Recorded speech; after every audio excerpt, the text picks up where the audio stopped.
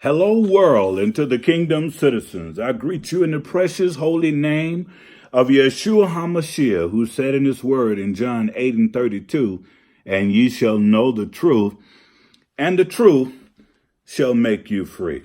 Hi, I'm Dr. John Curry, and welcome to the embassy of the kingdom of heaven on earth.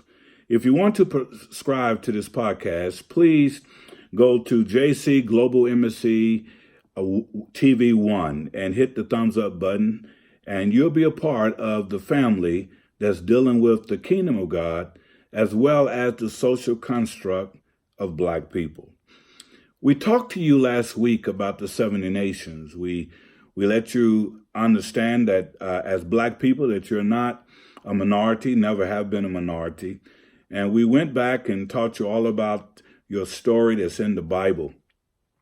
We told you that the Bible is the Black man history book, that everything you want to know about yourself from ancient time through up to present, you can find your ancient history in the Bible.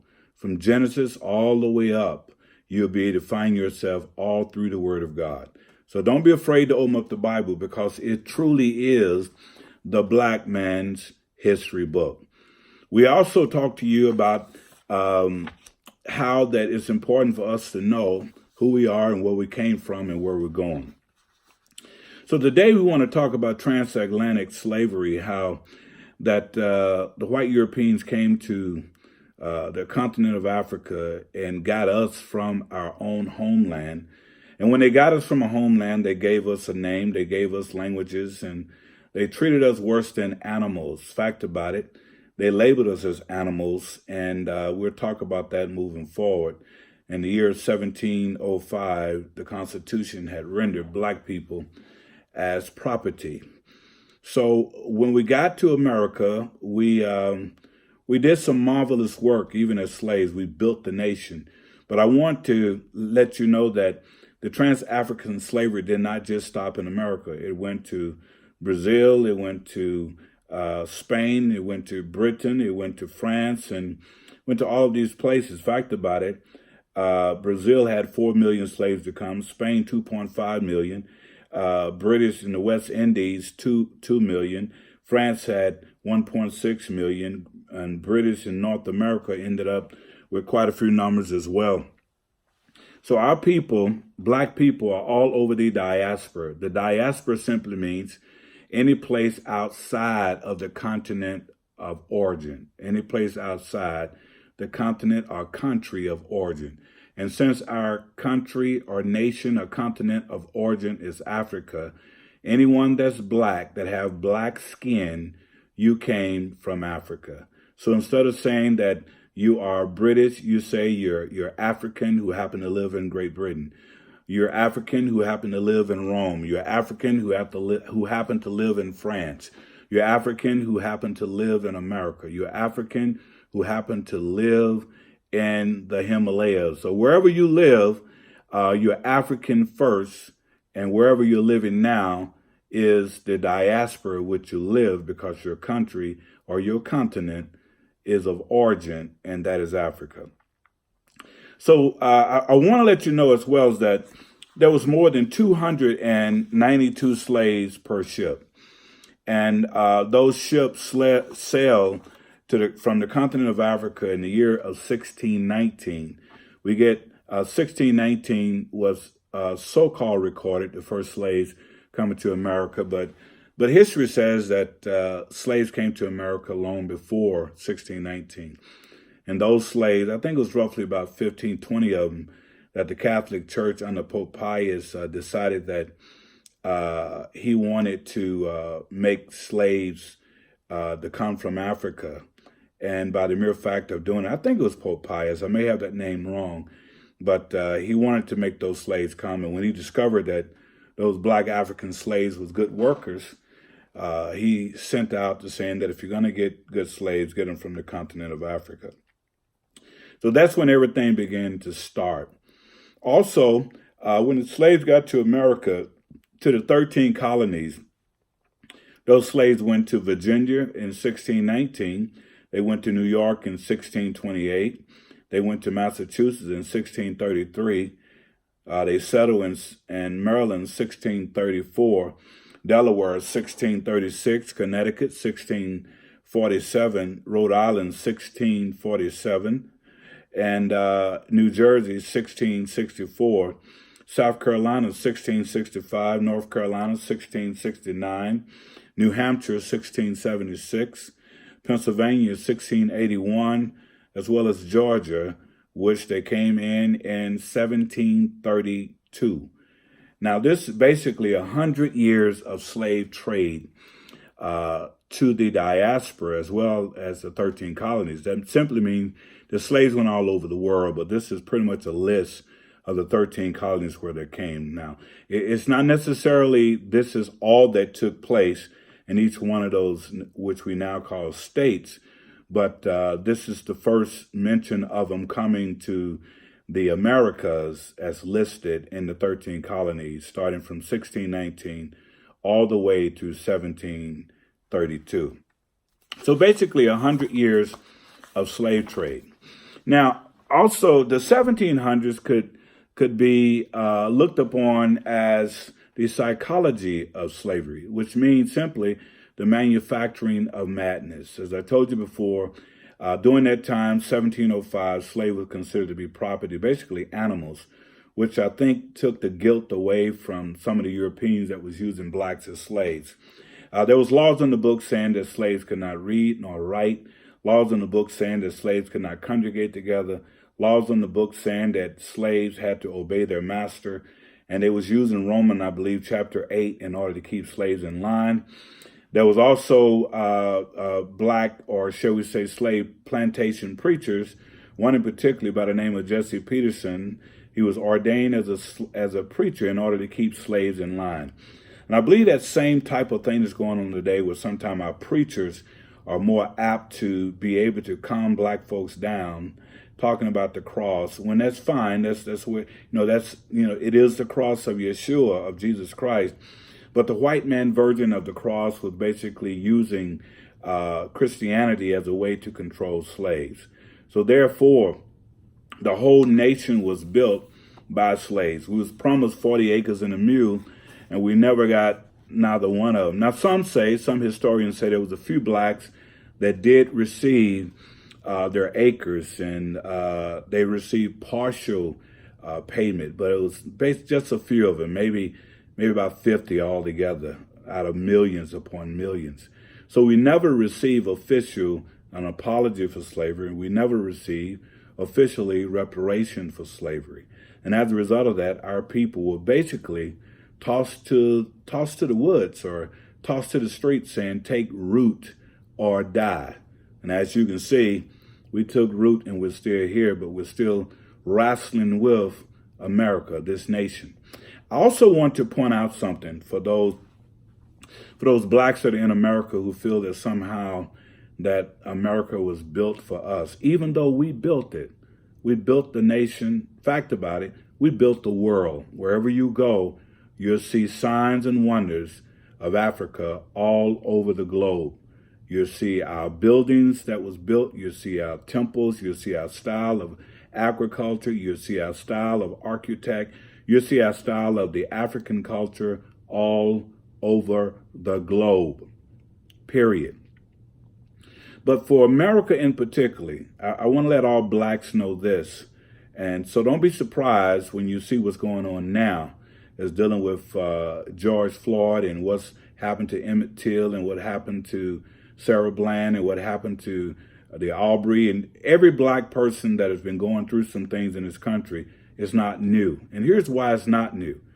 America is a white male nation, and its whiteness is an oppositional construct, meaning it will oppose anyone that comes up against America, any group or any nationality that comes up against America, it will oppose it. And let me say that one more time. America is a white male nation. Its whiteness is an oppositional construct, meaning this: racism by intent. And it will oppose any person, group, or nation that threatens its whiteness. Now, it's important for you to understand that. So when you're out and about and you're in stuff and you say, well, why is it taking so long for America to turn and do what it needs to do? America has never had any intentions to turn to accept blacks or any other group. America wanted to use us, as America has done, in order to make this nation great for herself. Again, America is a white male nation with which is an oppositional construct. Its whiteness is an oppositional construct, meaning racism by intent, and it will oppose any person, any group, any nation that threaten its lifestyle. That's why it's taking so long for these white people, in particularly white Christians, and all of these white folks to come to try to get along with every other group, because in their mindset, America was never meant for any other group other than white people. I call it Plantation America, and black people are suffering from plantation psychosis. America white people still have black people on a psychological spin cycle of gradualism. They've been telling us for the last 400 years that sooner or later things are going to get better. That's a psychological spin cycle of gradualism. Sooner or later you're gonna be free. Sooner or later you're gonna be able to have better schools. Sooner or later you're gonna be able to do this and you're gonna be able to do that. But what I notice is that every time black people get out to do our own thing, like in Rosewood or Tulsa, Oklahoma, white people get jealous. White people get to the point where when we start to buy black, think black, be black, support black, and leave out every other group, they want to burn our stuff down. They want to call themselves trying to stop us from being what they know we can be. So many whites love to have us on this psychological spin cycle of gradualism. And here's what that says.